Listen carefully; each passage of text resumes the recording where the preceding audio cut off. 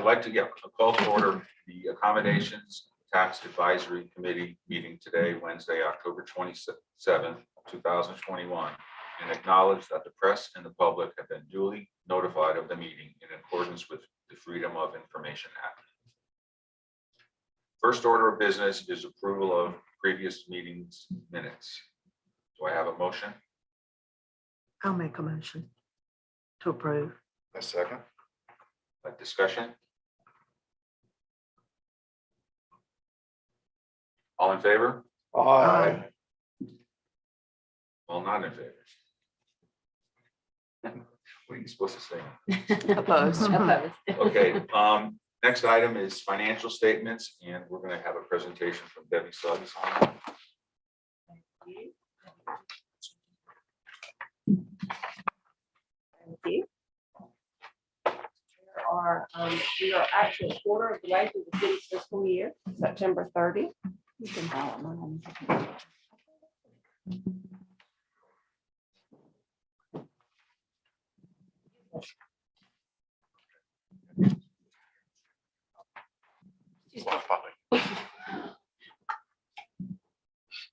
Okay, can y'all hear me? So we'll talk about the balance sheet first. A little under $1.8 million in cash. Liabilities of $30,000. Predominantly that is in the form of a due to the general fund covering salaries of the Front Beach restroom attendant. He's paid out of the general fund, but we reimburse the general fund for that payment. Ending fund balance of $1,750,000.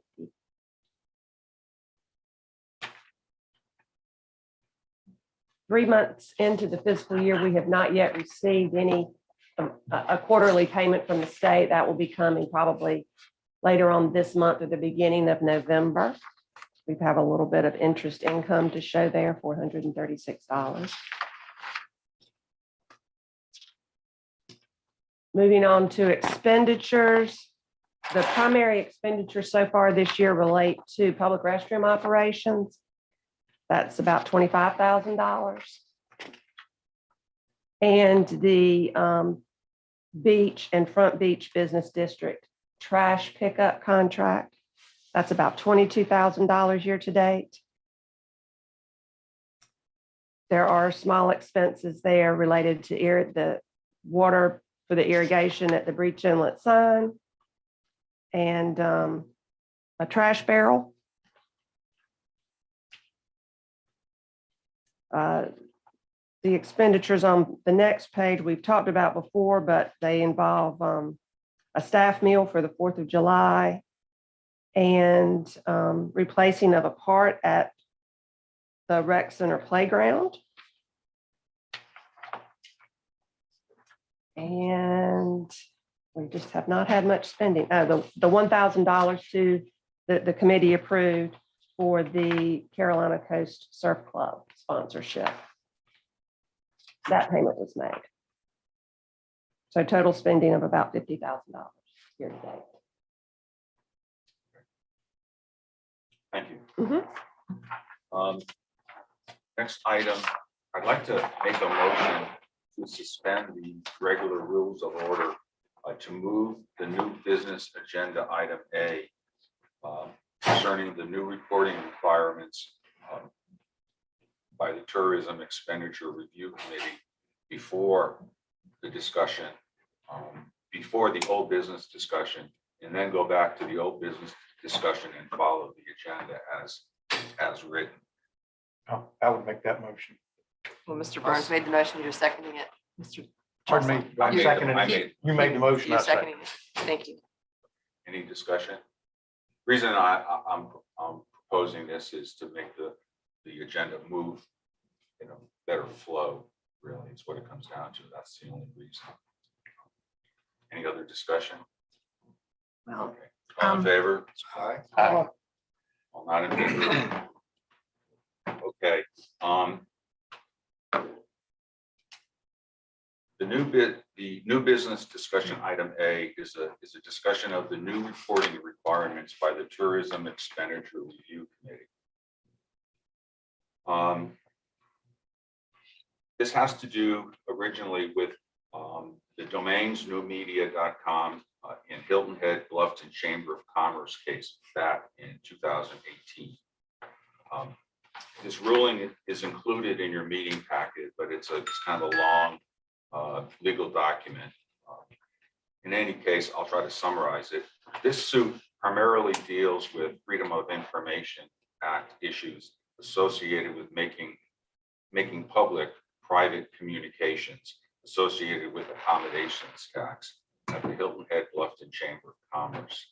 The original suit was appealed and reversed, and in making the ruling, the South Carolina Supreme Court gave clear direction associated with accountability of accommodations tax funds. The ruling states that local governments remain accountable for the expenditure of accommodations tax funds, including the approval of planned budgeted expenditures and review of actual expenditures at year end, at year end of their direct marketing organization. So rather than, we're not going to read the whole ruling. I just have a couple of quotes from the South Carolina Supreme Court ruling. And I'll read three short sentences, really. The first item, these provisions provide that the local governments must select a qualified DMO, meaning a direct marketing organization, to receive funds designated for promoting tourism. But the local governments remain accountable for the expenditure of these funds, as they must review and, if appropriate, approve the budget proposed by the DMO, receive an accounting of the expenditures from the DMO, and submit evidence of their compliance to proper committees. The next quote is, here as noted, there is a specific statute that directs the local governments to select the DMO to manage the expenditure of certain tourism funds and requires the governments to maintain oversight and responsibility of the funds by approving the proposed budget and receiving an accounting from the DMO. And then finally, through the ATAX statute, there are accountability measures in place, and the public has the access to information regarding how the funds are spent. So that kind of puts a stake in the ground, having to do with where the state Supreme Court comes down with accountability and review and approval of ATAX funds. Based on this ruling, the Tourism Expenditure Review Committee has been given direction to increase their oversight of a municipality's accommodation tax funds in the municipality's direct marketing organization's transparency and accountability. Included in this oversight, TURC, which is the Tourism Expenditure Review Committee, has sent out a new directive with more detailed reporting forms. Included in the memorandum detailing the new requirement, TURC made this statement. The recent court ruling has been interpreted. Now, this statement goes back just last month, September 10th this year. The recent court ruling has been interpreted by our legal counsel to mean that the budget of planned expenditures by the 30% nonprofit organization needs to be approved by the local advisory committee before funds are spent, and the accounting of those funds must be presented to TURC. And then secondly, they say, however, for this year and going forward, the reporting form will need to include the basic accounting budget of how funds were spent by the designated 30%. So what that means is we're on the clock right now. This directive is now in place, and it really is in place as of, I guess the way I would read it, July 1, at least in our fiscal year situation.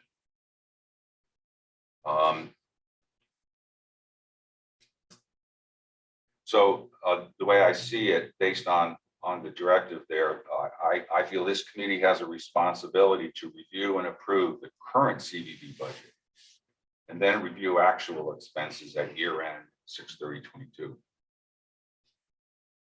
We have repeatedly requested CVB to provide a detailed budget for planned expenditures and a full accounting of actual expenditures at year end. On September 20, CVB did provide a report allocating our funds to their marketing efforts. There is no mention of Isle of Palms in the entire report. This committee will have to discuss and decide. God bless you. This committee will have to discuss and decide if this report meets their expectations and the Turk requirements of accountability. I expect to discuss this item at our next meeting. I think we sort of have to understand what's on our plate here and then prepare ourselves to discuss it at our next meeting. It is the city of Isle of Palms that is the responsible party. CVB has no responsibility to the state. They have a responsibility to Isle of Palms, and Isle of Palms is responsible to the state. If Turk decides that Isle of Palms is not doing its due diligence in not holding their DMO accountable, it is Isle of Palms that could lose millions of dollars in tax funding. Our request for transparency and accountability to CVB is on the public record and in meeting minutes and meeting videos of March 19th, May 28th, August 11th, and September 8th of this year.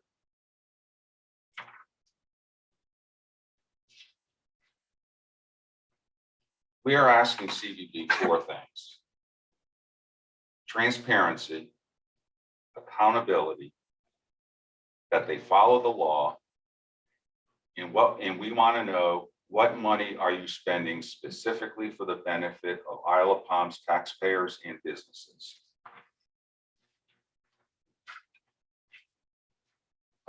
I put together a sheet that lists a series of facts, and I want to go through them.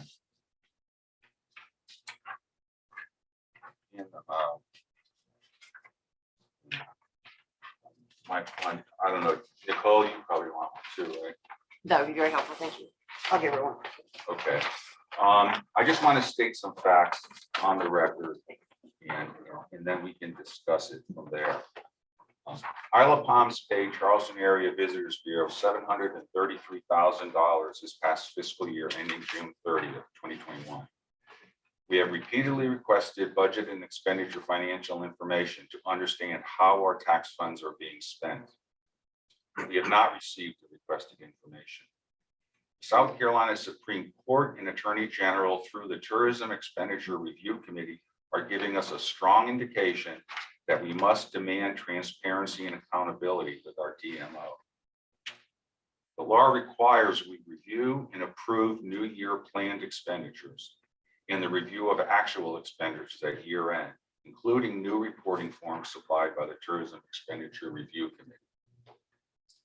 Insufficient transparency could result in the South Carolina State Treasurer withholding tax funds from the Isle of Palms.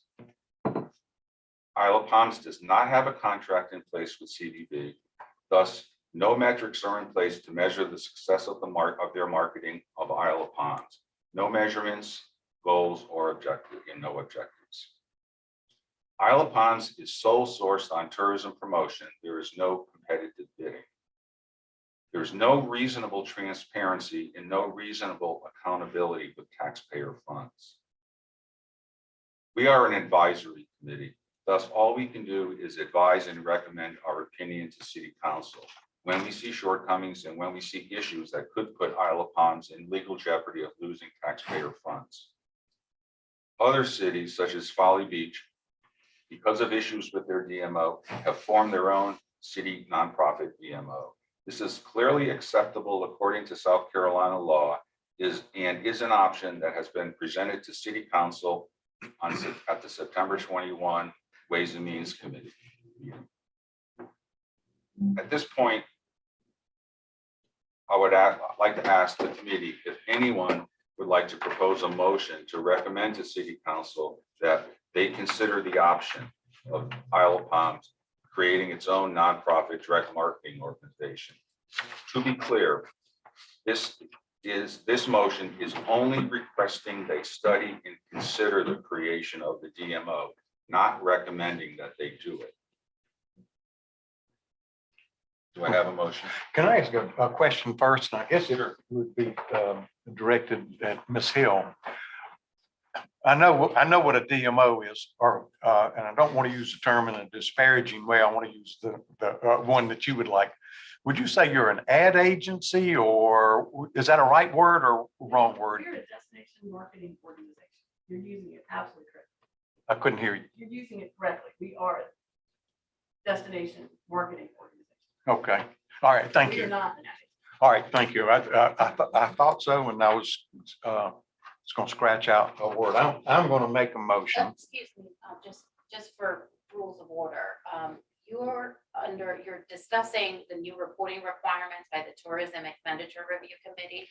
It would be appropriate for any motions to be considered when you are under old business, where it says discussion and consideration of alternatives for the allocation of the 30% of the ATAX funds. So your current item on the agenda, it's not listed for action, but your item under old business is listed and allows you to take any action that the committee might prefer. Okay, so since I have a motion to suspend the rules of order, can I jump around and go back? Go to old business? Well, your motion are you done discussing the Turk reporting requirements? If you're done discussing that, then you can say, okay, let's move on back to old business. Yes. Yeah, that would be appropriate. Do you want to hear the presentation from the CBP first or before you take action? Or No, I'd rather take action and then have a vote on that and then listen to the presentation. Okay, so I think we'd have to reorder the agenda again and go back to old business so that you may just follow the. Okay, so do I need to make a motion to go back to old business? No, you just need to state for the record that you're going back to old business. Okay, for the record, for the purposes of establishing a motion, I would like to go back to the agenda item of old business. Very good.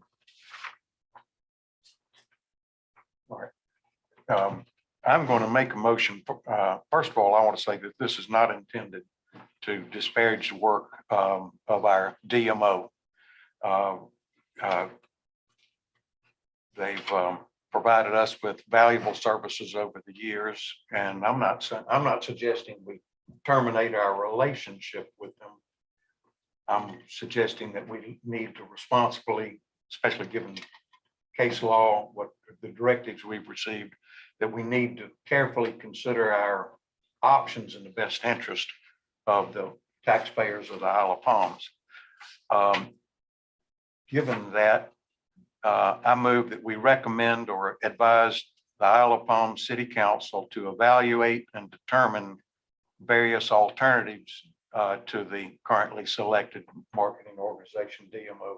That does not mean that we're going to change. We're not making a recommendation that we change. We're asking council to look into this and do what is in our collective best interest, so that we have, we're honest, we're transparent, that our money is being most effectively spent, and that's for council. That's not for us. So this isn't intended to disparage anyone. It's just that life moves on and you consider various options that are available. So that's my motion. Again, I move that we recommend or advise council to evaluate and determine various alternatives to the Isle of Palms currently selected marketing organization, DMO, in the best interest of the Isle of Palms, given the timelines and related constraints, especially given the direction we've gotten from Turk, from the Attorney General, from the Supreme Court, the clear indications that we've gotten.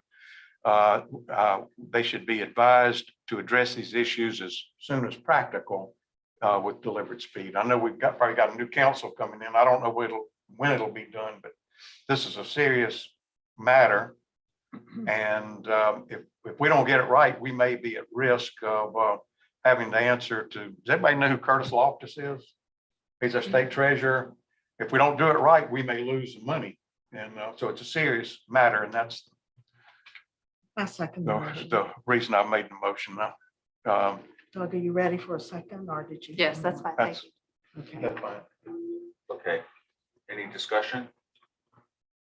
I would like to see us hear what Helen has to say first before we move forward with anything.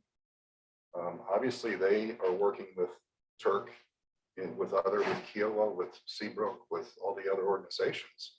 I think we should listen to what they have to say before we decide to move forward with anything at this point. I think we're backwards. Ray, if I may, our decision is not whether or not to use them.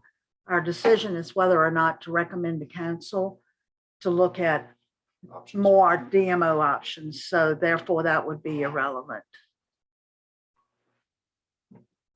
I don't know if it would be irrelevant, but I would think that city council might want to hear what Helen has to say, because they're the decision-making entity.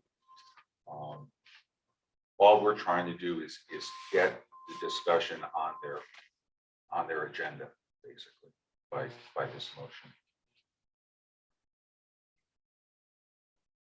Can I comment? Sure. I understand what Dave has expressed, concerns that he would like to hear from Ms. Hill first.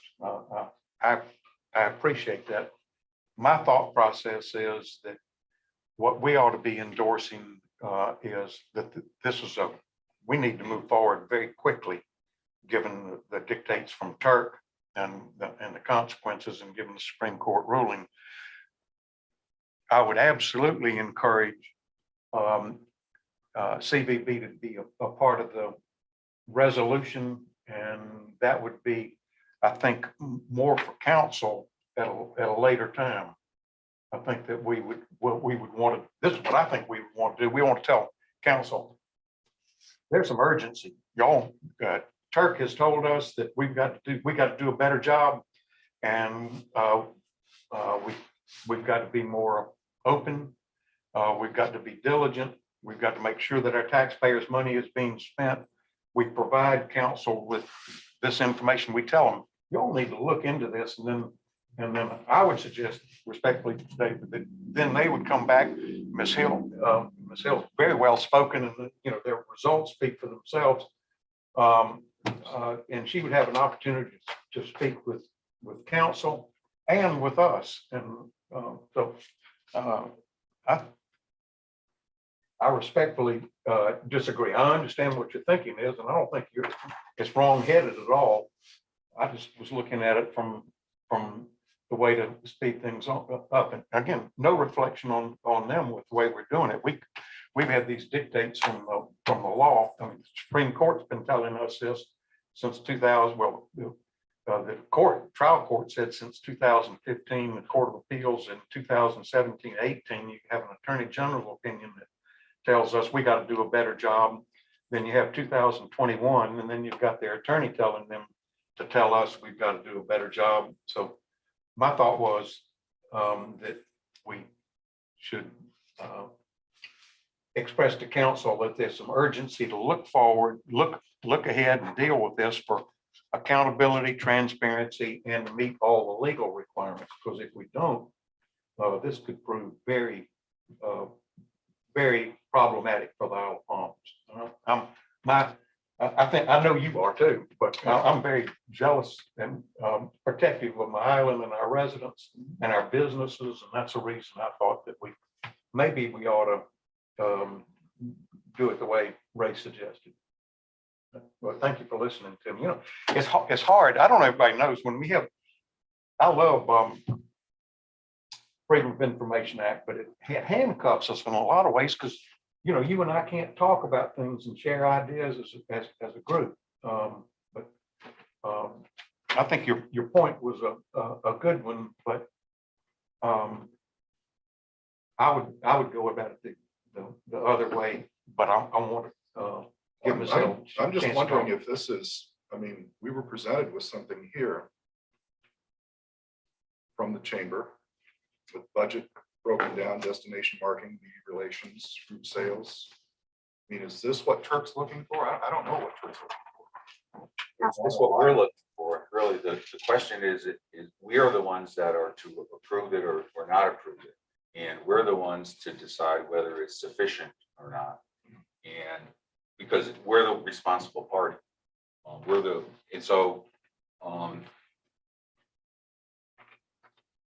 I don't think nobody's opinion matters other than this committee's opinion on whether that's sufficient or not.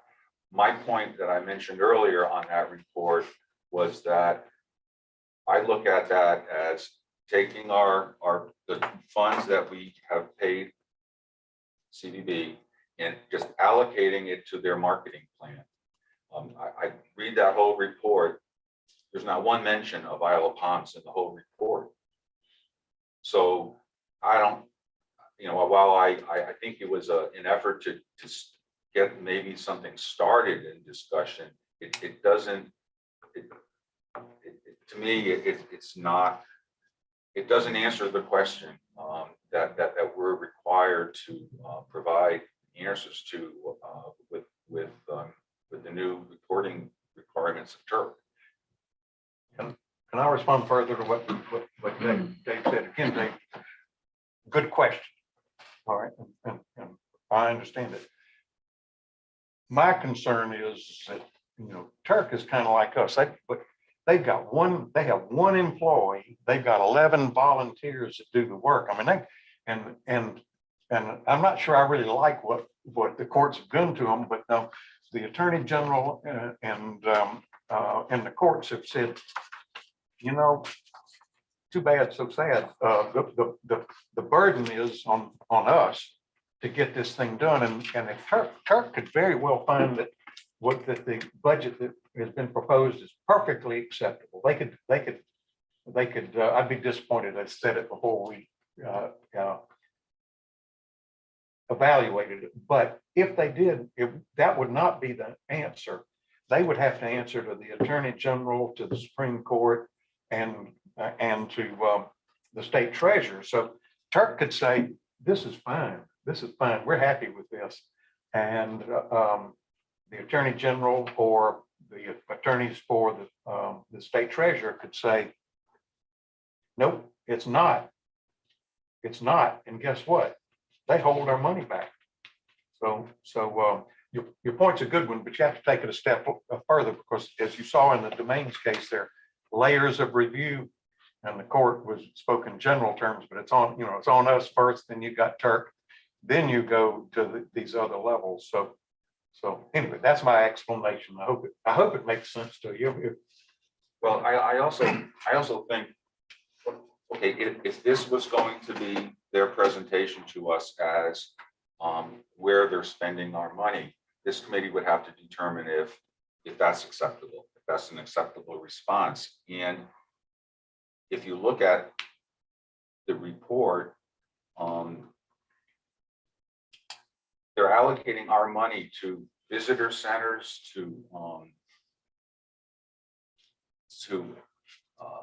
800 1-800 phone lines.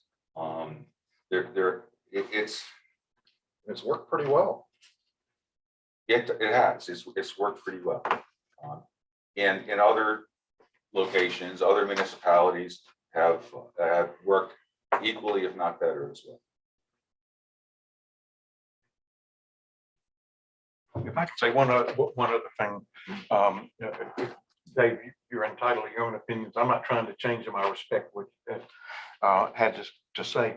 I want to be conservative and very careful with our taxpayers' money, because if we make a mistake, it could prove very painful to the Isle of Palms. So that's I don't want to figuratively pull the trigger when I don't have to. I'd rather hold back and use some more due diligence. Some of our reporting in the past years, if you go back, I went back a number of years. You can do the same thing online on the reporting, the budget and the reporting. And that's in the rear view mirror, but if somebody wanted to look at whether it was done properly going forward, they would probably look at where we've come from. And I don't see much utility in putting the public at risk. Your faith in the CBB is well-founded based on certain facts, and I get it. But I just don't think I want to choose the most careful, prudent course that would be in our residents' best interest and the taxpayers' best interest. And to have as much, Ray used the word accountability and transparency. And I'm worried if we pull the trigger too early, it can cause us a lot of problems. So thanks again for listening to what I thought. Ray, I would- I think we have two things. First of all, council came to us and asked us, do you recommend that we stop looking at single source and consider other sources or a hybrid? That's what they asked us to do. The motion that we are currently discussing has to do with whether or not we're going to go back to them and say yes or no. If someone gave me $733,000 of their money and told me to invest it and then to come back and account to them for it, I would do that. And it wouldn't be with a report that said, here's what I did for the general area and all your neighbors. And by the way, you're one of them. I would say, this is what I did for you.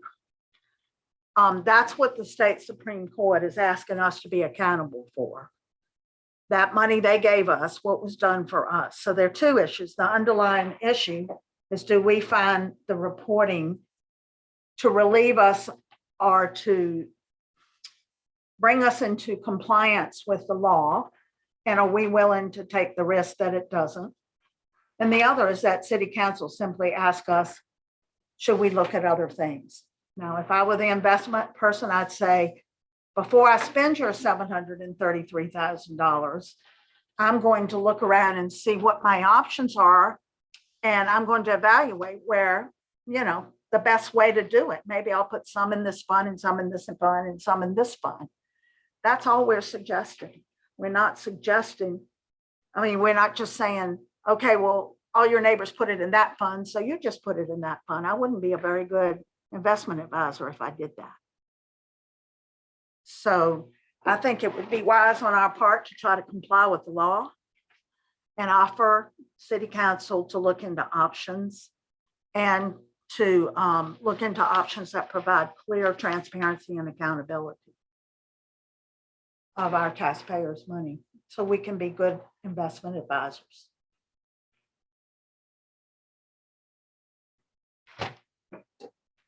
Further discussion? So the motion is to recommend the council to consider alternatives to the current DMO structure.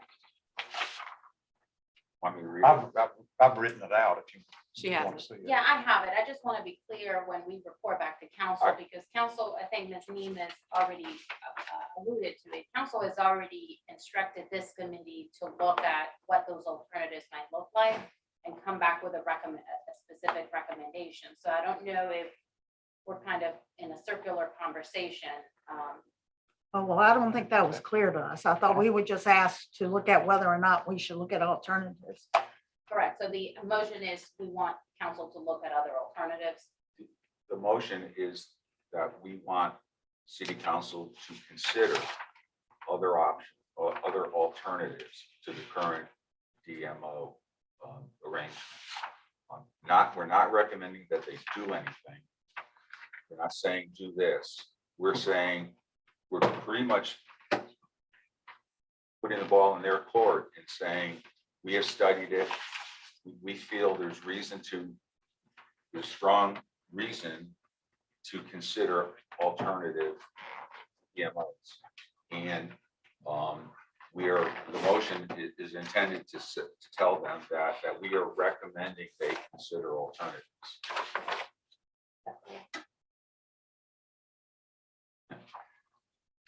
If it's not, I'm gonna Try just harder. pull his quote. That's. And what I are got. you saying that what we were told was to come up with alternatives and give it to them?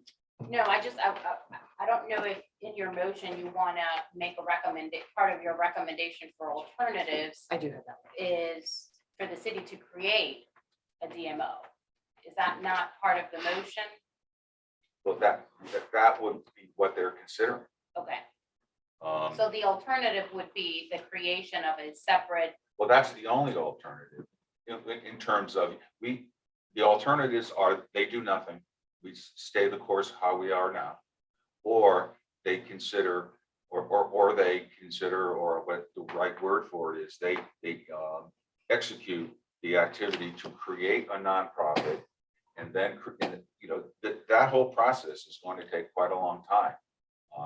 But they have two choices: stay the course where it is now, or consider creating their own nonprofit DMO. And that's the way I see it. The law doesn't provide any other way to go. alternative. Right. I just wanted to be clear for the record and for council that when the motion refers to alternatives, the alternative that's available to them would be the creation of a separate DMO. Unless someone else develops a DMO and comes to us, or we can do it an RFP ad for it. Correct. Right. Okay, I mean, the law is quite clear in section 6-410 subsection 3 is what our alternatives are. And we can continue as we are. We can develop our own.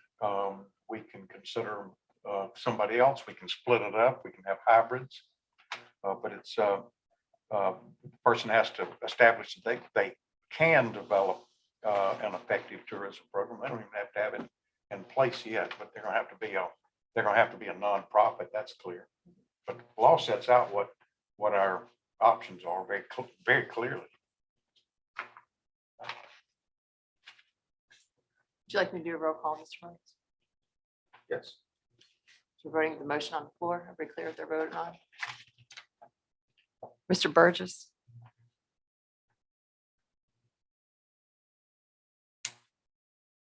Did you want to vote? We're voting with the motion on the floor. How would you like to vote? Yay or nay? I'm thinking on it. Would you like me to come back to you? Nay. Ms. Muley? Yay, I'm sorry? yay. Yay. Mr. Nelson? Nay. Mr. Burns? Yay. Mr. Truslow? Yay. Ms. Nemus? Yay. Motion passes 4-2.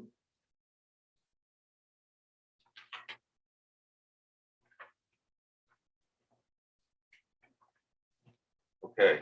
Now let me get the agenda straight so I don't make another mistake. We just completed the old business discussion, so now we would move to new business. Item B, a presentation of accounting of expenditures from FY21, 30% ATAX allocation distributed to the Charleston Visitors Bureau. Helen Hill to make the presentation.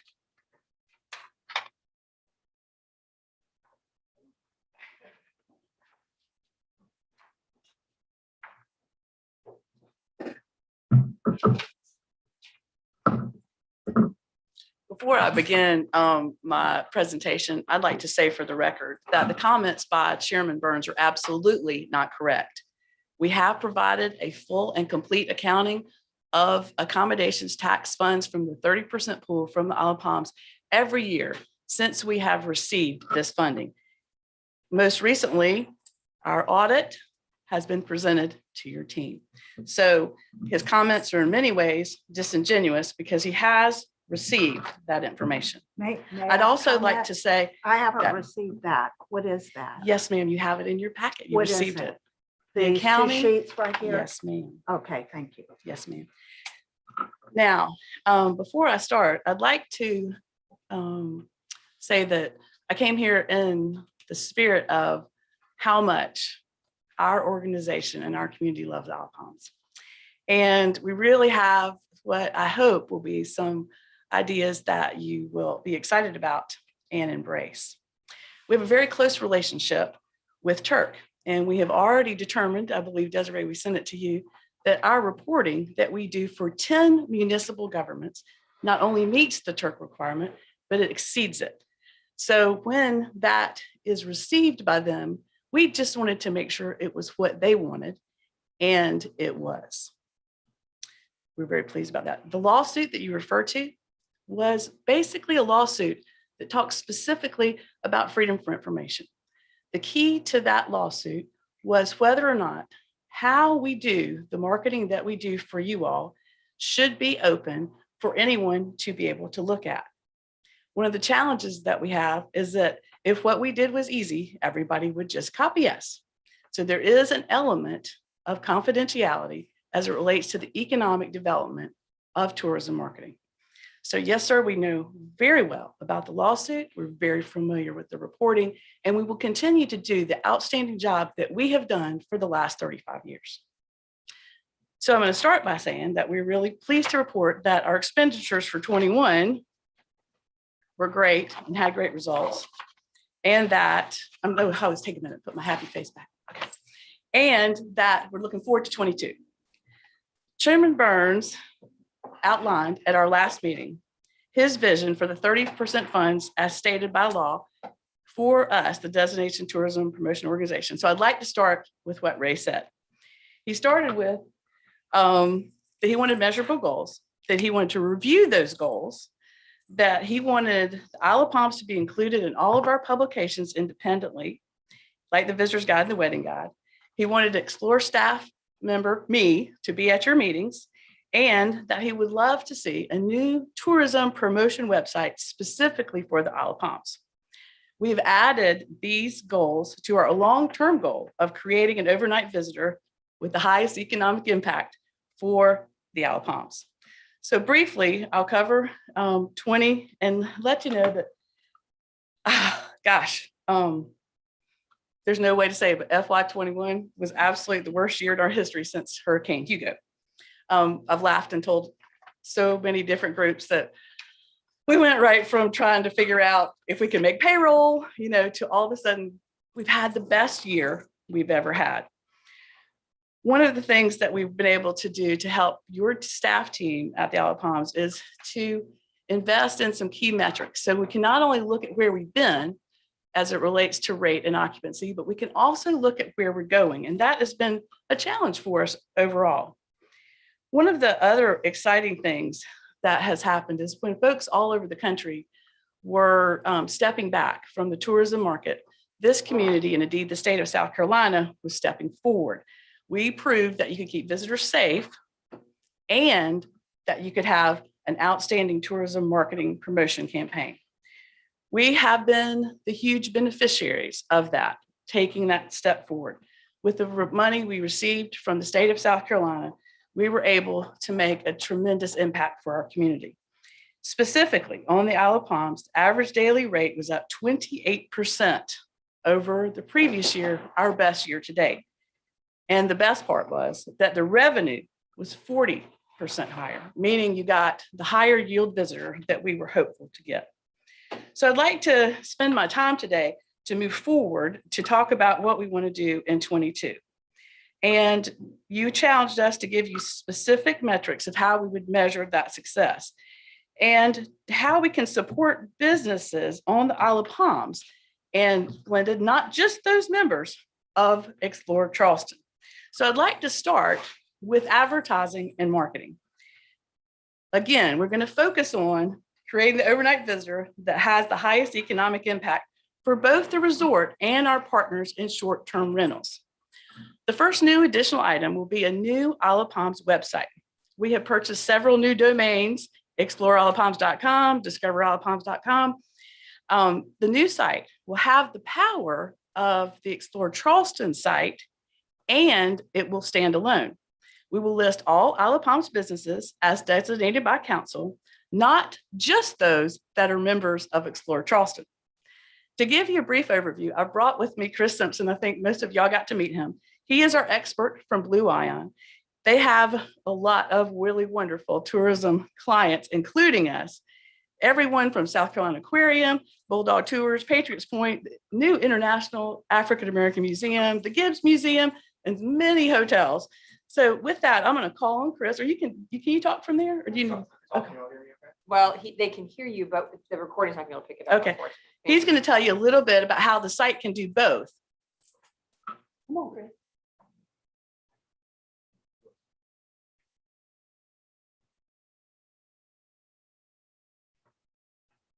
Thanks, Alan. And nice to meet you all today. So what we're looking at here, as Helen mentioned, is we have, the timing was perfect. We just launched a new feature called Neighborhoods. And what we are proposing is with these couple of domains that we've purchased is to have a standalone Isle of Palms experience. So as you can see on this example, which it's actually pretty much ready to go and design, we will have sort of an intro to the area. As you scroll down through this, yep, just scroll down through. The one on The other one. right.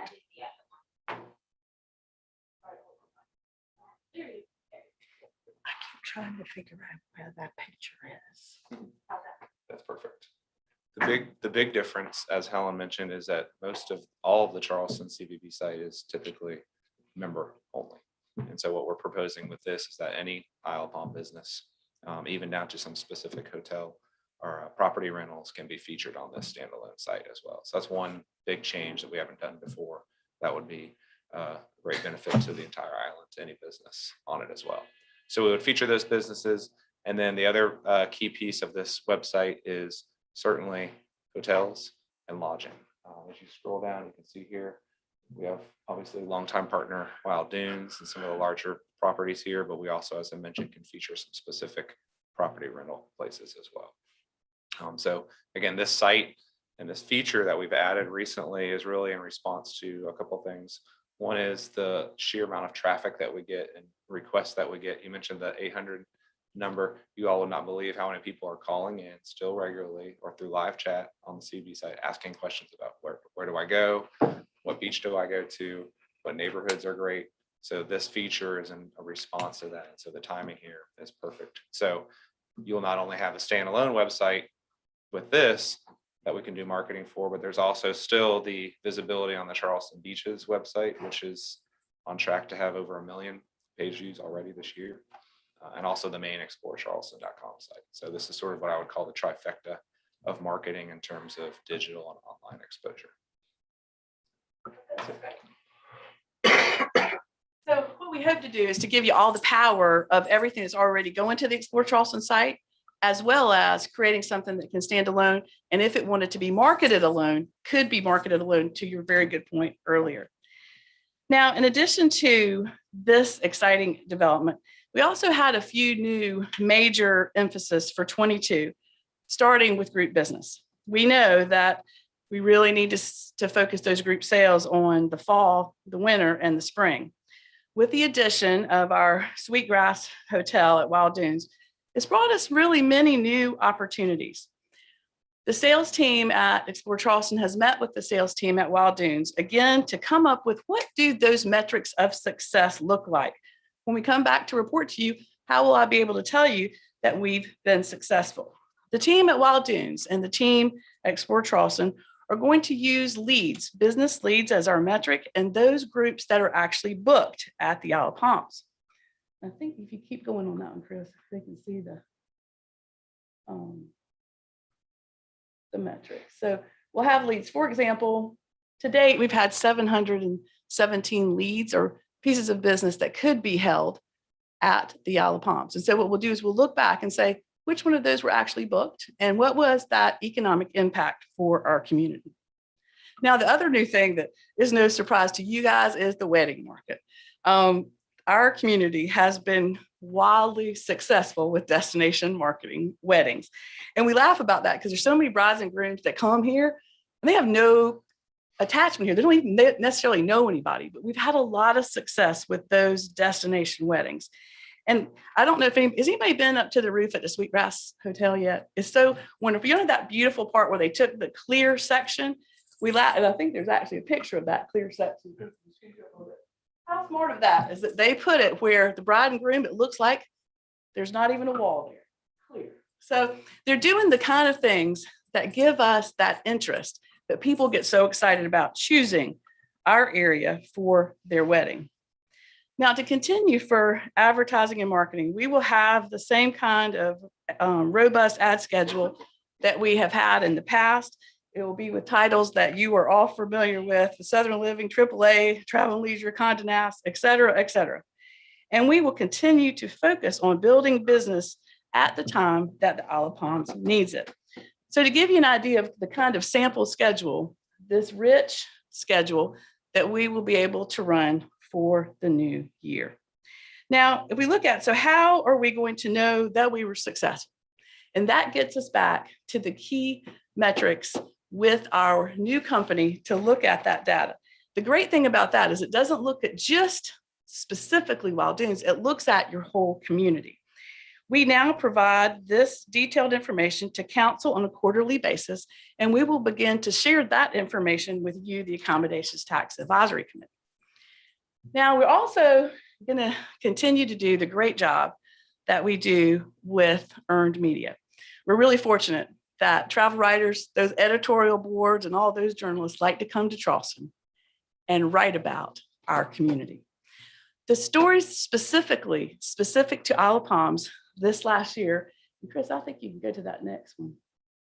You can look at the ad equivalency, the media circulation, specifically for those stories that talk about the Isle of Palms, something that we have to sell for, we don't have to buy. Now, if you look at where the kind of things that we've been featured on and what we know will be great for the future, you'll see that the social media is a really big part of that. We're building platforms not only on Facebook and Instagram. Probably Instagram's the greatest, isn't it, Chris? Would you agree with me? Still greatest because it's visual. And heck, there's not a sunset or a sunrise we can't put up and get a lot of traffic. But it's, again, those stories about what make the Isle of Palms special that really makes a difference. Malcolm, everything you've ever done at the Windjammer is tailor-made for the press, and we appreciate your what you do. And again, it's sometimes the smallest member that makes the best story. So if you look on at the blogs, the itineraries are a big one. You know, you want to say, what is a day like on the Isle of Palms? How did you start your day? How did you finish your day? And those are the things that we see driving the traffic for people wanting to choose the Isle of Palms as their destination. Now, we talked about visitor services. And I think that there's probably, I missed over the some of the great, that surfing one was huge, by the way. You can keep moving through those, Chris. I want to stay within our time. All of our good local campaigns, Instagram ones, social media posts, it's a lot. Y'all have a copy of this. As we get to the publications, Ray, one of the things that you asked for is just to have a feature specifically for the Isle of Palms, both in the visitor's guide and the wedding guide. We're in the process of laying out the visitor's guide right now. You'll find a beautiful feature specifically on the Isle of Palms. So in the new wedding guide that will come out in the new year, you'll see the same thing. Now, as we look at visitor services, you heard Chris talk about that 800 number. Who knew that people still called and didn't just email? But we answer all of those 800 calls in our call center, and we serve over 1 million visitors at all of the various visitor centers. So visitor services has never been more important, particularly important as you look at a crisis time. Should we have a hurricane scare and we laugh about being in the cone of uncertainty, it is always the challenge. That is the time where our team on the phone saves so many reservations for our community and for you all. So with that, I just wanted you to know that we stand committed to assisting you with all of our 52 staff members, whether it's new airlines with new direct routes, working on things like the Coast is Clean campaign, talking about beach tree nourishment legislation that we've been very supportive on, and indeed where you want to go, which is tourism management. We just want you to know that we're there to assist you. And that concludes my report, Mr. Chairman. Thank you, Helen. Yeah. Sure. Okay, good. Let's start on that end and maybe work this in if anybody has any questions. I have some as well. So you want to go first? Sure, I'll go first. Um, You're a really good speaker. Thank you for your presentation. I'm gonna go in, try to go in the order that you went in. You said that that Turk had approved the marketing plan and it cost. No, we approved the reporting. We just wanted to check out to see what the reporting would be like, to see if what we would do for our 10 municipal governments would meet their requirements. So that's what we did. I think I saw that it was somebody named Mr. Blumenthal was the one that said is appropriate. Well, he's one of the members, but it came from our chairman, And who's the chairman? Mr. Ed Riggs. All right. And Mr. Blumenthal was the other Dan one? Bloomingstock. Bloomingstock, I'm Yes, sorry. yeah. I He's from Fennel apologize. I Holdings. apologize. I No, know that's who- okay. No, it's I know Fennel who he is. Holdings. We just wanted to make sure that we had it All right. All right, I'm just trying to get this settled in my mind. Ed Riggs is on Turk. He's the Mr. chairman. Yeah, Blumenstock is on Turk. correct. I would. We have I a would hope personal when- relationship with both of them. Yeah. I'm trying to just wrap my mind around this. Mr. Riggs then I can't imagine he would hold a position with Charleston Visitors Bureau, does he? He's an ad hoc member of our board of directors. How about Mr. Blumenstock? He's the vice chairman of our board. It's not dual Okay. office holder. All right, I have to tell you what I thought that was correct. I'll tell you what my thinking was. It didn't it doesn't sit well with me, with all deference. It doesn't sit well that that they're on your board and they're telling you what you're doing is right. I would think they would recuse themselves from any. Well, they did. This is not a Vote on vote that. that they took. This, again, we were trying to get some direction because it was a new Okay. reporting procedure. We said, well, gosh, Okay. why don't we just check it out with people that are our friends to see if when we send it in, if it's the kind of thing they're looking for. And guess what? It was. Well, I mean, I just have to tell you I try to be open. It doesn't sit well with me that would happen. Second reason it doesn't sit well with me is, and I do appreciate your hard work over the years. But the second reason it doesn't sit well is they don't get to decide what we want. That's for us and for Oh, our absolutely. taxpayers. Yeah, that's, you said, stated So- that very clearly. Isle of Palms is the one who has to be happy with the reporting. So I would have, I don't know about anybody else here, but nobody called me. Mr. Riggs didn't call me. Mr. Blumenstock didn't call. I don't think he Again, called anybody to let me ask be us. clear on that, Let me Doug, finish, very please. clear. If I can be finished, if I Sure. can finish, please. That I didn't hear from anybody about, hey, what do you think your needs are? What do you want? I have to take up for our chairman in that regard. With all respect to you, it doesn't sit well, and doesn't sit well that they would render an opinion without even asking us. And again, I think that I've said very clearly, we went to our friends who are on this group to say, is this the kind of thing that you're looking for? Because for our 10 governments, we wanted to get it right. They didn't render anything in an official capacity.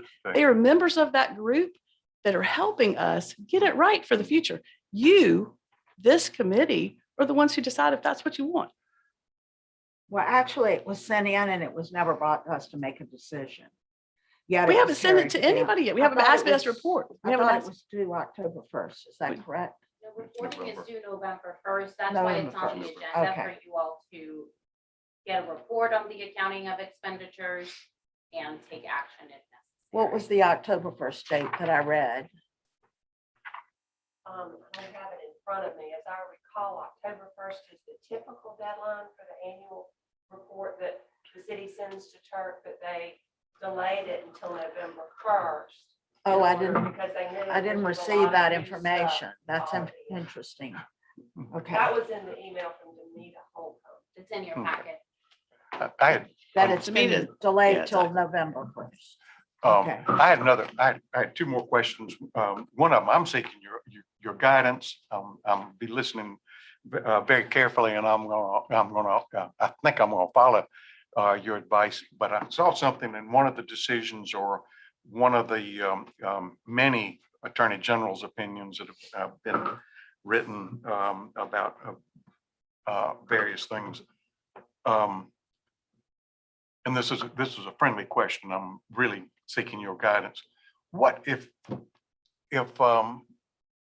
deals with ethics for me. So this is all about me at this point. If you said, hey, Doug, come on, let's go downtown and we're going to give you a free night at the Bennett and all the meals and everything else. I would think I couldn't do that. I couldn't take any benefit. If you wanted to ask me to, I don't know, go to Europe, go to a golf tournament, what am I supposed to do? Do you know? I don't know the answer to that. Okay. Yeah, I Oh, don't. okay. I know that, that whenever an elected official has perhaps been invited to like a party or something, a lot of times they'll ask us for what was the value of that. But Okay. that's the most that I couldn't answer that. You'd have to go to y'all's attorney to find out what Okay. that meant. I was looking at some case law, try to see if I could find out. I saw it's kind of interesting that we're not deemed public officers for purpose of dual office holding. So I was just, I was curious. Thank you. You make me feel better, as I didn't know the answer either. One last thing, and this dealt more, as you know, I try to follow the money as best I can. Can you, and you may not have the perfect figures, you may not have the figures, you may need to get back with me, but I'm trying to get my mind around this stuff. The way I read the law, it says that our ATAX money is supposed to be spent primarily in the specific geographical area that generated it, where practical. That's what the law says. Do you know how much? I'm trying to think about being fair to everybody on the island, both in Wild Dunes, outside Wild Dunes, and when I say Wild Dunes, I'm talking about the hotel in Wild Dunes. Do you know?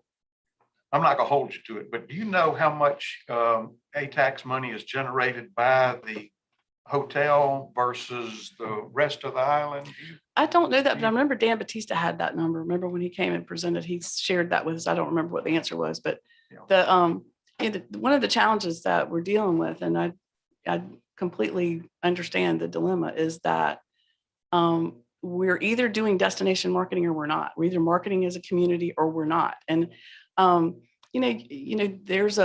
that's the challenge, is how do you, one of the questions that you've asked us before is like, how do you know what you spent on us, right? Specifically. And I think that the challenge is you're either, we either are marketing together or we're not. And I think that's again, one of the things, and maybe I need to be the one who goes back to speak to our elected leadership to be clear on that, because the areas of our state that have been the most successful have been the ones that have banded together and sold together, because they've used the limited resources of all of us together to get the best result. And we know we've been successful that way. Hilton Head's been successful, Myrtle Beach has been successful, Columbia and Greenville. So we know it works. So the question is, and I think that that's what you are struggling with, is does Isle of Palms go out into the big world on their own, or do they stay part of the group that sells the greater community? I will tell you that we're committed, so committed to the Isle of Palms. And you honestly brought to us some concerns that you had. And Glenda, I heard you when you said, but I'm not a member, but I'm a taxpayer and I generate this money and I should be there. And we've heard you, and I'm excited about where we're headed with this new website. And I think it's a model that we can use for other governments. So I think we're on the path.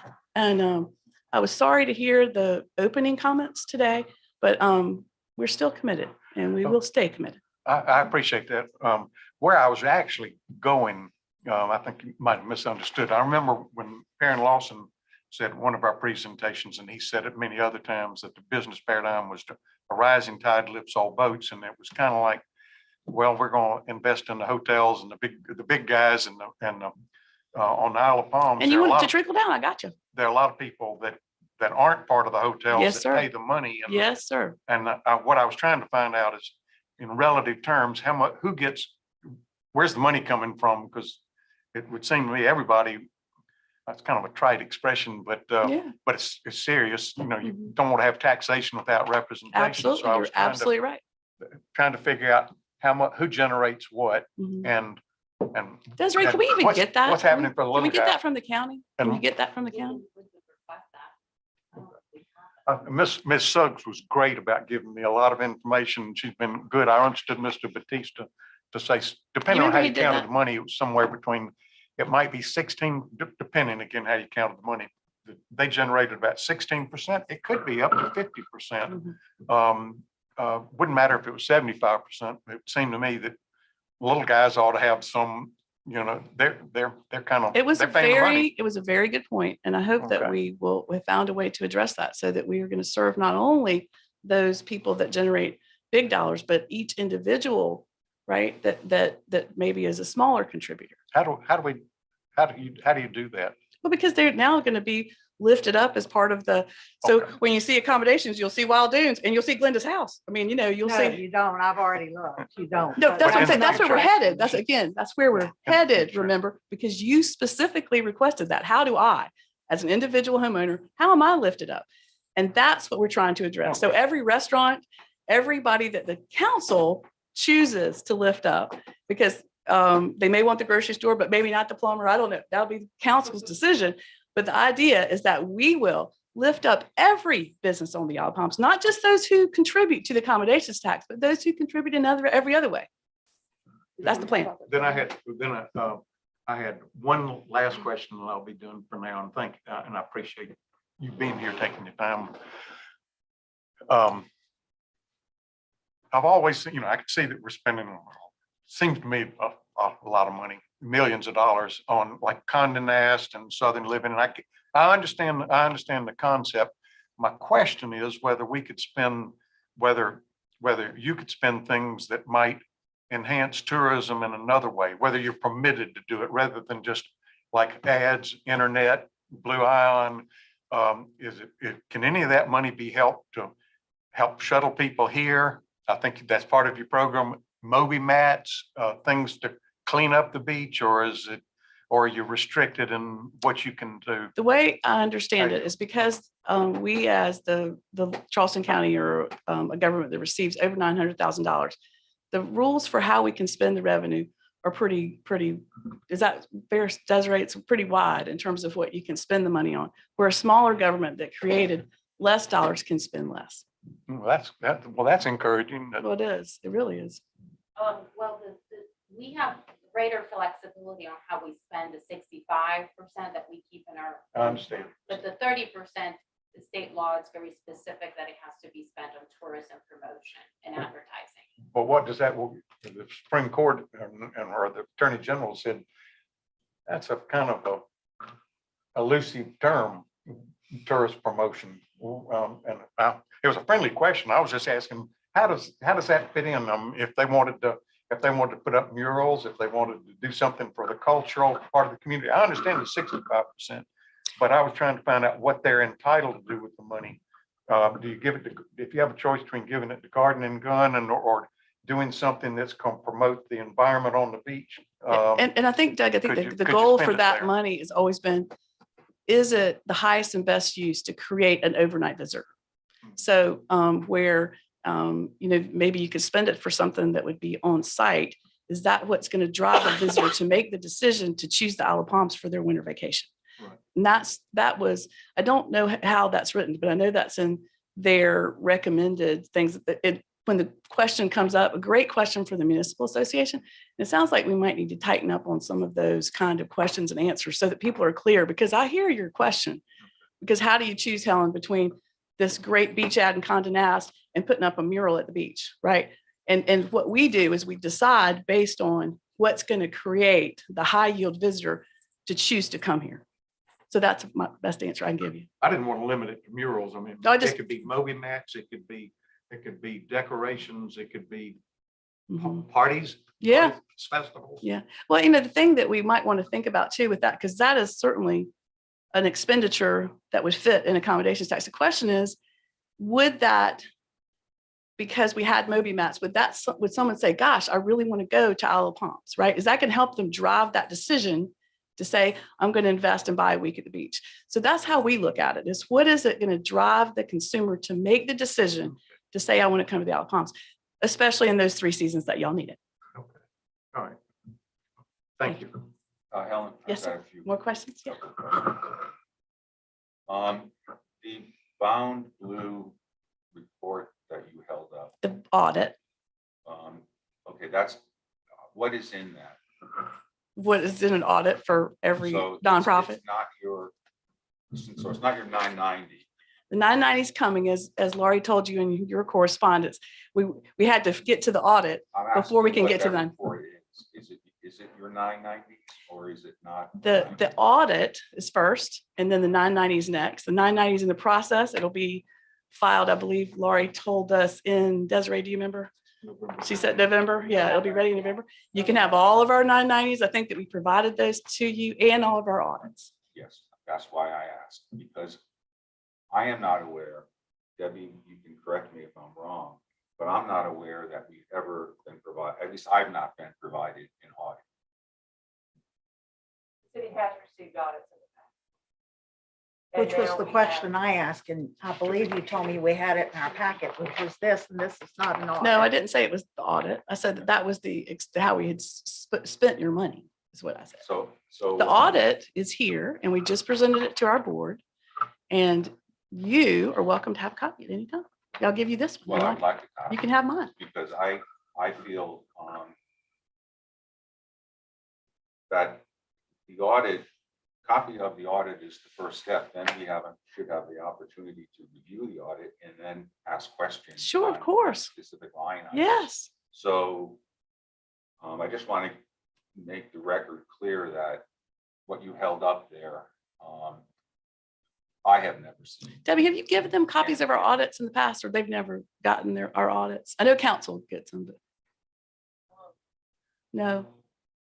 I have provided some members, I believe it was Ray and Doug who asked specifically, copies of FY 19, 20, and 21, or 18, 19, and 20, whatever was available.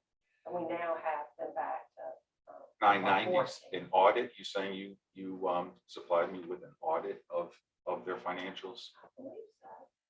I know I've got an email. I received 3 years worth and I sent them out. Those are 990s. No, we have a financial statement on Ray, we're not keeping anything from you. You can have every audit we have. You can have every 990 we have. We're not keeping anything from you. I feel like we keep solving the same problem, and I'll deliver them to your house myself. I'm just confused because you held it up and I asked about it saying we didn't have it. And you said we had it in our packet. And No, indicated I thought it was that's not this. correct, Linda. That's not correct. What I said you had in your packet was how we had spent the specific allocations from the Alapams. What I held up was the audit for the organization at the end of the fiscal year, which I'd be happy to provide to you. Okay, so we were having a miscommunication. Okay, I'd like to see that audit when it's. It's available right now. Okay. Next item on the agenda, it refers to a presentation of accounting of expenditures for fiscal 21. That was included in your packet. Thank you. Are you referring to the Laurie Smith email concerning the more or less the marketing plan with dollars associated with the destination marketing, media relations, Right, group sales? So correct. that is what you're submitting to us for approval for accounting for fiscal 21? Yes. Okay. And Mr. Chairman, it sounds like that what you're looking for is you're looking for something different going forward, right? And Well, I'm looking for something different going back too. okay, all right. But I'm looking for detailed accounting of expenditures. Okay. And so I just want to, do you consider this report a detailed accounting of expenditures? Well, I don't know if that's a trick question. I'm going to give you the audit. I'm going to give you the 990. I don't know. What I'd like to do is I'd like to give to you what it is that you're looking for. You just asking the same question in a different way. No, I don't mean to be confusing or evasive, but I'm used to, I'm not familiar with nonprofits in their reporting forms. But what I am familiar with is a standard profit and loss statement that Right. that business would have. Right. I'm looking for something, and I will understand that. Okay. I'm looking for something that I can look at that basically is a profit and loss statement, showing your revenues, showing cost of goods sold, Right. showing Right. selling administrative and getting to a bottom line. Well, That's what I would Desiree, like. one of the things we could provide to this committee, should they, since they are interested, is we'll be happy to provide our monthly accounting that we provide to our board of directors, which one of your council members sits on. So it'd be perfectly appropriate for us to provide that to this group and they could see it on a monthly basis. Thank you. I'll make a comment about that. If I can, I fully understand the difference between an independent audit, an examination, and a forensic audit. In my mind, and I don't mean it in a pejorative sense, but the role of an independent audit is kind of like a bean counter. He counts the money coming in and the money went out. But as far as, I hope y'all understand, he doesn't do any critical thinking to say, well, why does it go here? And why does it go there? Is there, and I'm asking this because it looks like for over 20 years, we've been doing business with y'all and it's been successful. And it's been a good relationship, but there's never been a contract or really a meaningful metrics. This bothers me. You described how you came to have this, and it didn't appear to me, quite frankly, to comply with the procurement code, but that's another issue for another day. Is accommodations tax a 30% designee? Is that a procurement issue, Desiree? I think it is. That's a question that's been asked. Okay. Our attorney has recommended a special meeting with this group to Mhm. provide advice on that. But it has come up before, whether or not the city would be required to competitively procure Gotcha. the services that are provided by the CBB in compliance with the procurement. I think that's a good question because we've never been procured by anybody. So yeah. Hilton Head, maybe we can agree to disagree about whether the procurement code applies. No, I don't know. I'm just I asking. know that Hilton Head has, they have a contract with their DMO. Mhm. But my But is that a question is, procurement though? Is that under procurement? they have a A contract. contract, yeah. Well, we could do that For too. the, Yeah. for the, they do it, and I think it would require, with some exceptions, compliance with the procurement code. Mhm. I don't want anybody to get any trouble. I don't want y'all to get any trouble, us to get any trouble. I want to be transparent. My question though was, you were talking about an independent audit. Has there, given that we've got this 20 years with some, Mhm. maybe not having the transparency that I would prefer, has there ever been an exam, you know what an examination is for I'm not sure. accounting Can I purposes? back up? I don't understand what you're saying when you have the transparency that you would prefer. What are you talking about? Well, for example, I think this committee would like to, not only we want to be looking at the results that you get, Right. but where the money was spent. So, for example, if we wanted to ask about travel and entertainment, Mhm. that's what normally is looked at in an examination or a forensic audit. Did anybody go to Europe? Did they stay in $1,000 a night? I don't know that they did. I'm just saying, for example, stay in $1,000 a night hotels and Mhm. really live it up on town. What we've heard with special districts in the state, we read about them painfully in the Post and Courier about money. Maybe they got good results, but maybe they didn't spend the money in the best way possible. Well, I mean, that was and what I'm a hearing question. is I hear what you're saying. What I'm hearing, the court say and the attorney general, and I think from the treasurer, is that we need to be more diligent. We need to be more careful. We're kind of like a forward observer in the military, and we're supposed to be looking at who's where the tanks are, where the airplanes are, where the artillery is, and troops are I'd deployed. like to move. Okay. Helen, I want to move forward and get back on track with the agenda. So under new business, item B was a presentation of accounting of expenditures. So what you said is the this report that we've all seen. Is that your submission to us to consider for approval? Because we have requirements of I believe November 1, to respond to Turk on their requirements. Is this your Yes. response for this committee to Yes. consider for approval? Yes. Okay, just so we understand. Okay, the next agenda item is presentation and consideration of FY22 budget. And that was sent to you in your packet for your consideration. These are the last 2 pages of your packet. Okay.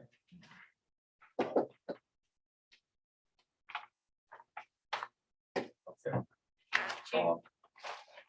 Quick question, if I may. Is the committee taking any action on the accounting of expenditures, item B? Take action. We can have discussion about it. Someone wouldn't have to make a motion to approve that as sufficient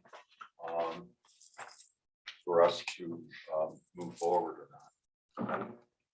If I may, and correct me if I'm wrong, but I think that what needs to be provided in the annual report to Turk includes an annual proposed budget for the DMO, which needs to be reviewed by the Local Accommodations Tax Advisory Committee and approved by the Municipal Accounting Council. Right. So y'all review. So we it. review it and then city council would have to vote to approve it. And I think you recommend whether.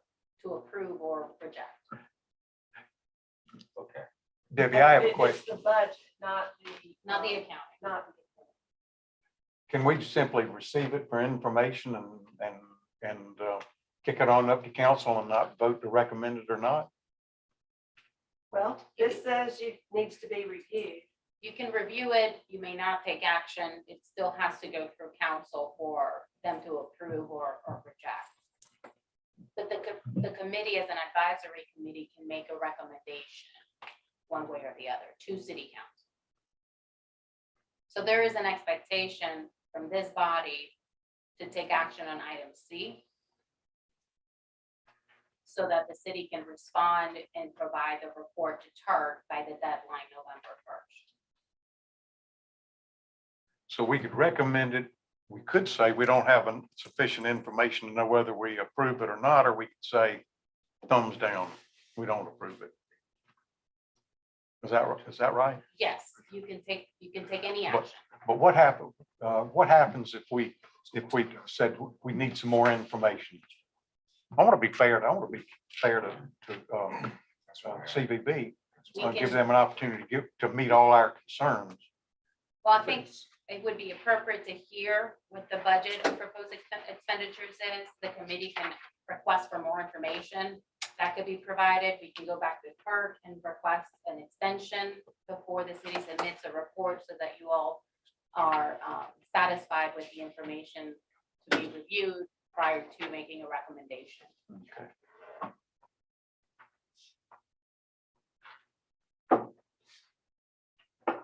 Would it be appropriate to make a motion at this time that our committee request more information before we make a recommendation to council?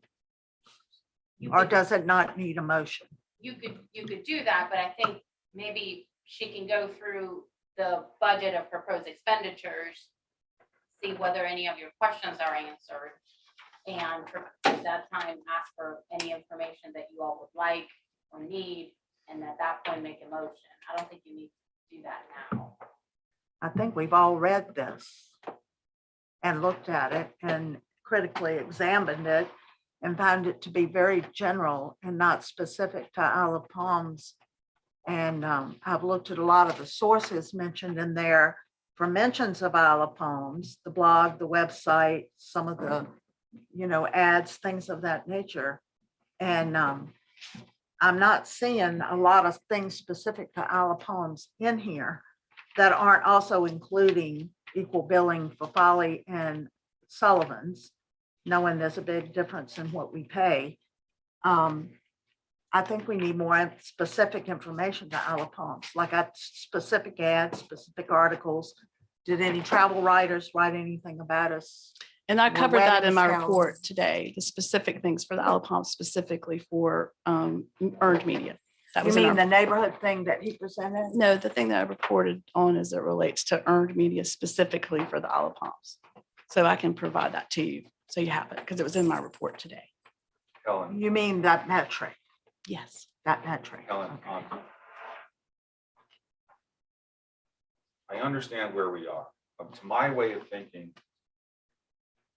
I appreciate your response on my request from the last meeting. I appreciate you coming here, responding on the ads and on the website and those items. That was very meaningful.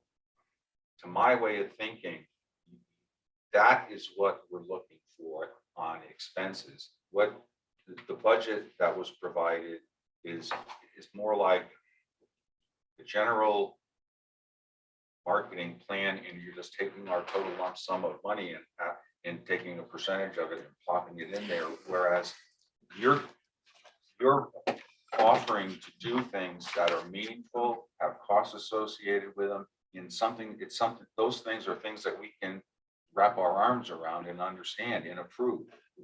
But to get a budget that is, And Ray, I hear, and I sincerely hear what you're asking, and I don't know how to answer another way. So for example, for group business, we talked about, we know we want more group business. When we go to a trade show, we're not just selling the Isle of Palms. When Chris builds our outstanding website, right, and is marketing that website, it's not just for the Isle of Palms, right? So that's where the challenge that we have is. And I'm willing to solve it however y'all want to solve it. But I can't put a stake in the ground for that one trade show that so matters to Wild Dunes because it's not just for Wild Dunes. okay, I understand that. So let me put it in perspective, or let me put it in a comparison. We paid you $733,000. And I gave you a 40% return. And you allocated that money to these different activities. Folly Beach pays $25,000. And are you going to give allocation for Folly Beach on these same items? And Well, as and I that's shared how with it you, would be. one of the things that y'all have brought to our attention was how unfair the whole Folly Beach thing was. And so we're fixing that. But that's not y'all's discussion. That's our discussion with No, Folly I'm Beach. just using But what it we as- want to do is to go move forward. We're trying to be fair with everybody because you have a lot more units than Sullivan's Island. So we spend a lot more money, time, and energy on Isle of Palms. And that's what I hoped I was going to show you today about where we're headed. Okay.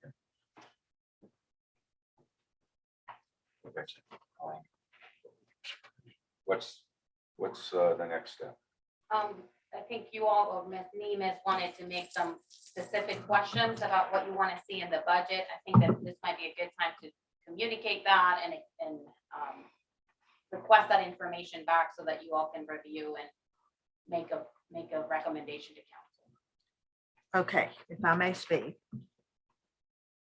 May I, Ray? Yes.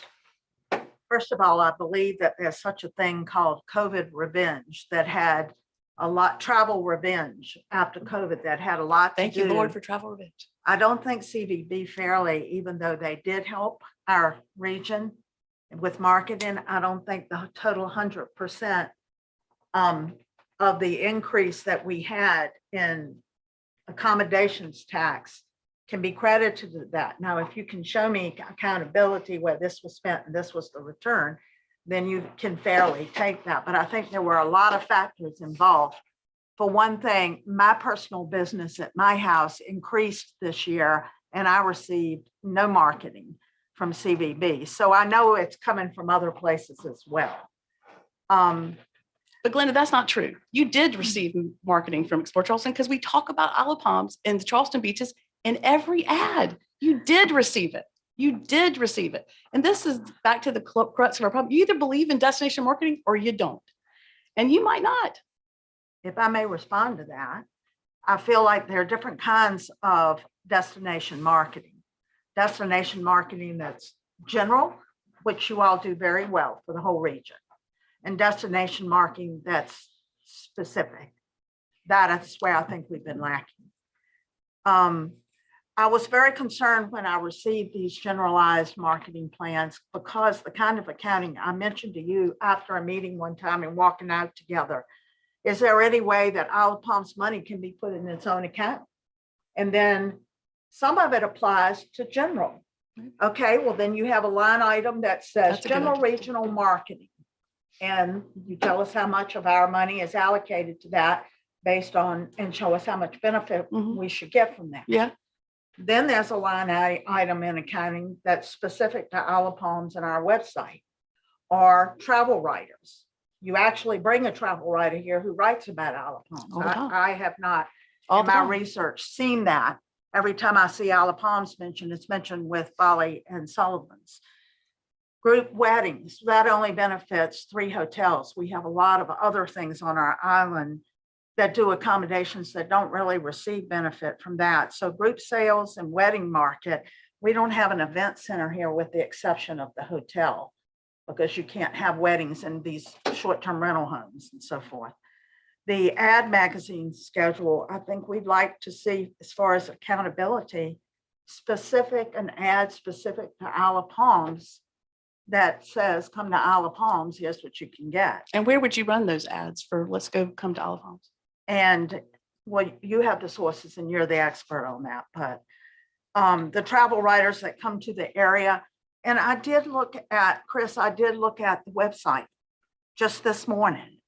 And I searched for Isle of Palms and I clicked on those articles. I think I have some opportunities for improvement. Many times I clicked on them and Isle of Palms was not listed in the articles that came up. Or it was something that was no longer here. That was like Morgan Creek Grill is no longer here. People look at it and then they call Morgan Creek Grill and there is no Morgan Creek Grill. How long do we think it'd take to build all that out? Do you give us time on that? The new information. Yeah. Which is what you Right. asked for. Right. And I did look through the Madam- blog okay, and I thank did you. look for mentions of Isle of Palms and there were very few. And the few that were there were always come to our beaches, Isle of Palms, Sullivan's Island, Folly. So there's an opportunity where, you know, we're paying what, 10 times more than anybody else, or maybe even more than that. Yet we get equal billing. And I don't know that, I mean, adding us to the wedding guide is specific, but as you know, short-term rentals are looked at as not being event centers, but places for overnight accommodations. And so we have to be careful about how we're advertising our housing out here. Once again, the only place you can really have events here is the hotel at Wild Dunes. So that Right, leaves, you know, right, the rest of us out. right. But many times, do you think your home is booked for people that are attending? a No, I wedding? know exactly why people are booking my house and coming in. Every once in a while, it's for a wedding in Charleston. Oh, got it. Every once in a while. Which makes sense. Visitor services, you said that you really save a lot of our reservations during hurricanes. Yes, we do. You may for the hotels. That's not true. VRBO and Airbnb. We get all our inquiries about hurricanes through them. So they're not calling the visitor center to find out what's going to happen there. So I just wanted to bring that up. I was very concerned when I saw that you all had gone to people on your board to ask them for what kind of reporting that they needed. We're the ones who need to be doing that. Yeah, Ray made that very clear. I got it. Yeah, okay, so I felt there was an end run around the committee and the city and that, Well, I actually Thank thought that you. y'all would be pleased that we had taken the proactive step to make sure that what we were providing was something that the Turk would accept, so that when you considered it, you would know that it was appropriate. They did not approve it in any official so- way. That was us going to our friends, well, I trying to think get we've it right already in discussed advance. that enough, but I think we all understand that it's us, that we have to be ultimately responsible for Right. that. So with all that in mind, I would suggest a different kind of accounting and more information come back to us other than what we received here. I was very concerned with that, and I'm offering that as a suggestion. Like I said, the line item, here's your money, here's how it's allocated, here's the return on your investment. So just so that I'm clear in direction to my financial team. So what you're looking at is what things were specific to generating business for the overall beach communities and or Isle of Palms, and what was specifically just for the Isle of Palms. Is that right? Yes, I was suggesting you could put a line item that was group regional marketing. Yeah. And if a percentage of our money was allocated to Right. that, and the return on investment was shown in your metrics, Right. then that's what you show as the Right, accountability. If a percentage of that was donated to something specific for our hotels here, Mhm. you put hotel marketing, group sales, wedding sales. If a percentage of that was for a website for the island businesses in general, Mhm. then that would be another line item. So perhaps do it in a way that we can see a more direct instead of an indirect. Desiree, you might have to work for me to figure out exactly what that might look like. 'Cause So I- when I say we're asking for Yeah. information that we feel is accountable and transparent, Right. this is like the fifth time I think you had in your packet, I mean, your presentation, that we've been asking for this over the months. Yeah, and I And keep maybe trying to we answer it. I know, and I did have that discussion with you after one of the meetings. And Yeah, you didn't we keep seem to answering think it. that was possible, but I'm saying, I do believe it is. And we, Mm-hmm. as the people who are responsible for the money, would like to see, just like if I had $733,000, my great aunt died and gave to me, and I was giving it to somebody to spend, I want to know what they're spending it on, not just we put it in a pack for everybody that's got the last name Nemus and you got some benefit. So I'm just trying to be more specific and clarify what we're looking for. Desiree, you might have to help me see what that looks like. Helen, I'm comfortable with the idea that you would take, okay, $733,000 and you would say, I have, just to run CVB, I have overheads. And all of my customers, a blank percentage of their money is going to cover my overhead to run the business. And that makes sense to me. Then I would suggest, sort of to what Glenn is saying, I would like to see activity-based accounting on what specifically you're doing for Isle of Palms. And come up with a way for us to understand. I mean, for instance, going through the new year, that could be a great report because you could show the activity associated with the website and the cost associated with creating that, the activity associated with the artwork and so on of ads and wedding guides, business guides.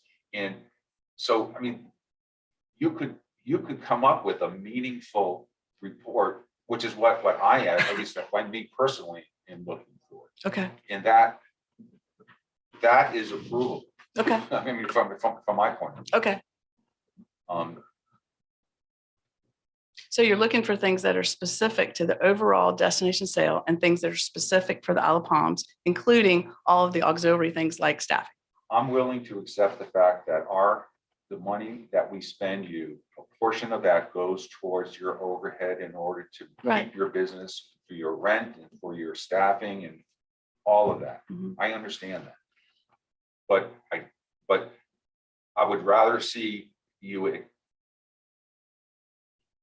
agree to that, like whatever the number is, and then have specific activity-based projects that you're then allocating money towards. Okay. And what would that would be for the new year, for the planned expenditures for the new year. Then we come here in August after the year and we roll up, you can roll up what the expenses were, actual versus planned. Okay. And that's something we will do our very best.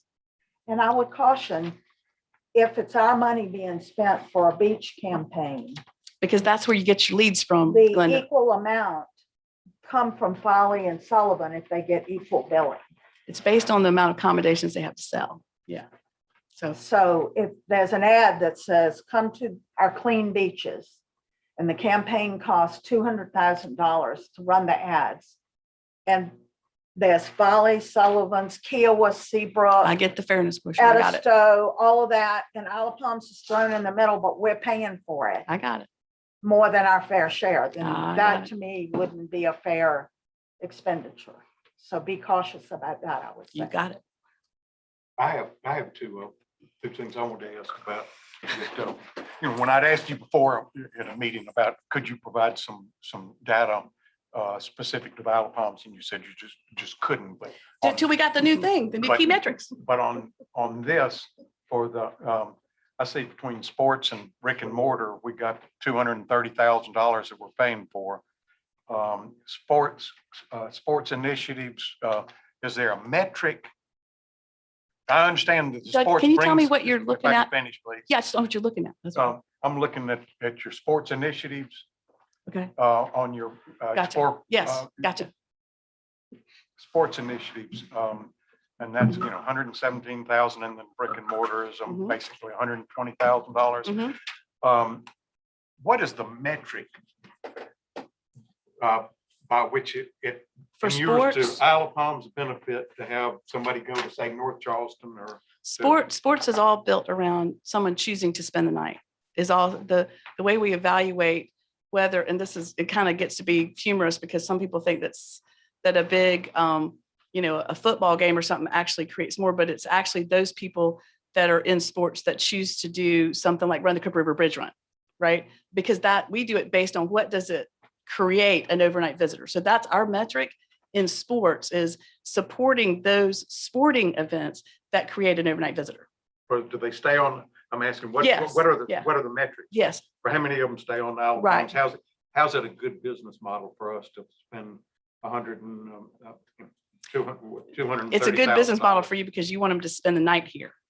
Absolutely want them to stay right. here, but if they've got an event in, it takes a long time to get over to, I know Dave can verify this. It takes a long time to get from here to Kiowa to go play golf. I'm sure some people might stay here and go to Kiowa, but if they're having a basketball game or whatever they have, a Mhm. function in North Charleston, Mhm. it's kind of, I would think it'd be unlikely they'd stay here. Maybe they do. But do you have the statistics that you can share with us about how that makes economic sense? Yeah, the key metric again would be how many people chose to spend the night at Isle of Palms, whatever that is, whatever the Because of that special event. event. Yeah, because of that event. I think that's You what have you're that looking data. for. I don't know if we do that way. I could find out. One of the things that y'all are challenging us for in a good way is to look at our metrics differently, because we've never, like I think I told you early on, we haven't thought about it, because a visitor doesn't think about municipal government lines, right? They don't know that they flew into North Charleston when they landed. They don't know they drove through Mount Pleasant before they got to their house in Isle of Palms. So we've not thought about it like that, but we could. And I hear exactly what you're saying. Like, why would I want to invest in this Cooper River Bridge Run when I don't know how many people spent the night at Isle of Palms? I think we could get to that. I just don't know that today. That's what I thought. In brick and mortar, we're paying for things like we're paying for the brick and mortar facilities, $120,000. What, do you have a metric where the Isle of Palms?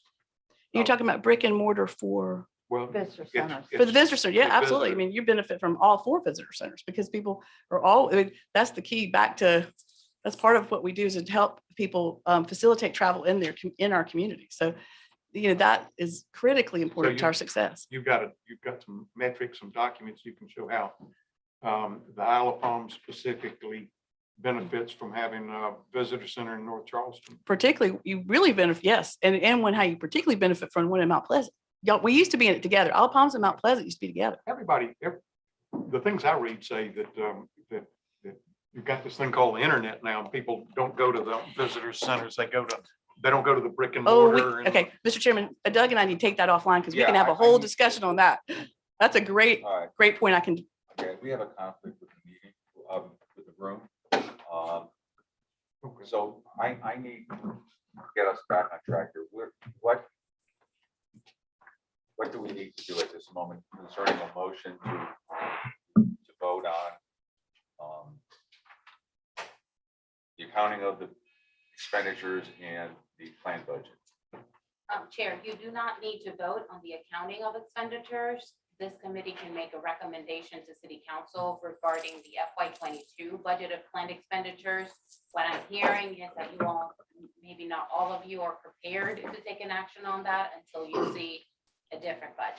Well, I believe I have a motion on the floor to make a recommendation that we ask for more information. I don't think Didn't I there's make a motion? There's not a motion on the floor. That's a request.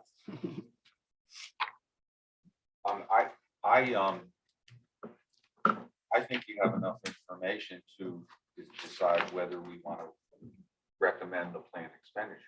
Well, then this would be the time where it would be appropriate for you all to entertain a So motion. I just need a motion. Okay. I will make a motion that we recommend to council that the budget information, that we be provided with more specific budget information. No, again, that's not what it's not, It's thumbs up. we just need a Oh, you want a motion thumbs up or on whether down? we accept the Okay, plan. I It's a- amend my and it's a motion. budget, it's a budget of planned expenditures for FY 22. let's see if I can get this right. I amend my motion. You don't have to amend it. You can just state your motion. Just, you haven't made a motion yet, so you don't need to amend it. Okay, I thought I was making a motion. It No. was a second. You can just go try again. We'll help. I make a motion to recommend that we vote on, You're voting on it anyway. So it's a motion to recommend the. that we the not budget as accept proposed. the budget. No, No, make it positive. So we need a positive motion, a positive motion. It seems to me that your motion, that you want to make a motion to reject the proposed plan, the proposed budget for planned expenditures presented by the CVB for FY 22. Do you want to? that's negative, but yes, No, that it's a positive motion because you're voting to reject, not to agree.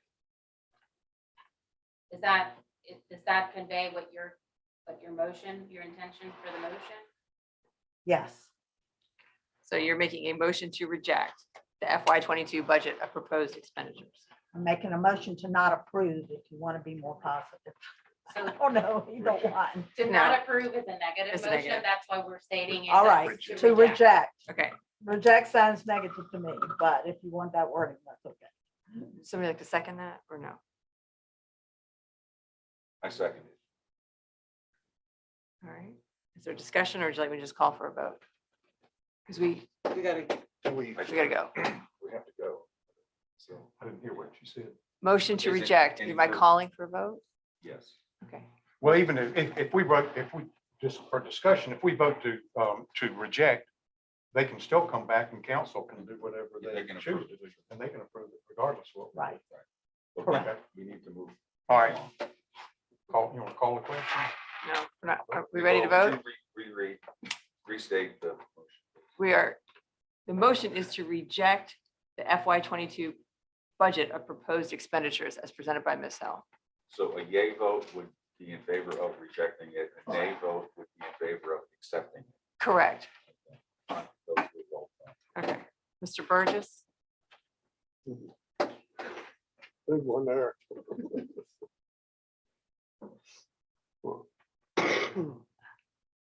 Repeat it again. the motion on the floor is to reject the FY 22 budget of proposed expenditures from the CVB. So if you vote yes, you're voting to reject it. Aye. Ms. Muley, Nay. Mr. Nelson, nay. Mr. Burns, Yay. Mr. Treslow, Yay. Ms. Nemus. Yay. Motion fails because it's a tie vote.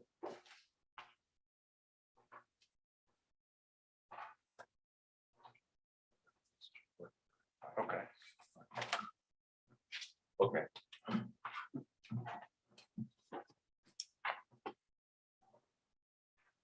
Okay, thank you, Helen.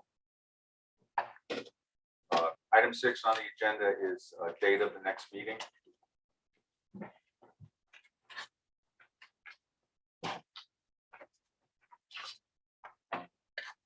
What about the whole Thanksgiving conflict? Because what traditionally we like to stay ahead of city council, correct? And that would be 23rd likely? No, for the month of November, because of the week of Thanksgiving and a potential runoff election, both the Ways and Means and City Council will be held on Wednesday, November 17th. Okay. So, Would you like to consider a meeting on Wednesday, November 10th? I feel like we've got some stuff. Oh, we have 4. Yeah. Tuesday, November 9th. That's fine with me. That's 11 a.m. on Tuesday, November 9th. Work for everyone? Yep. Does that give Debbie time to do her report, or is she gonna seek an extension? I don't want to put We too will much on her. request her to provide us an extension for the reporting. But I can go on. Okay, before I adjourn, Helen, I'd like to ask you to work with me on, I'm going to be asking you to give us more information to consider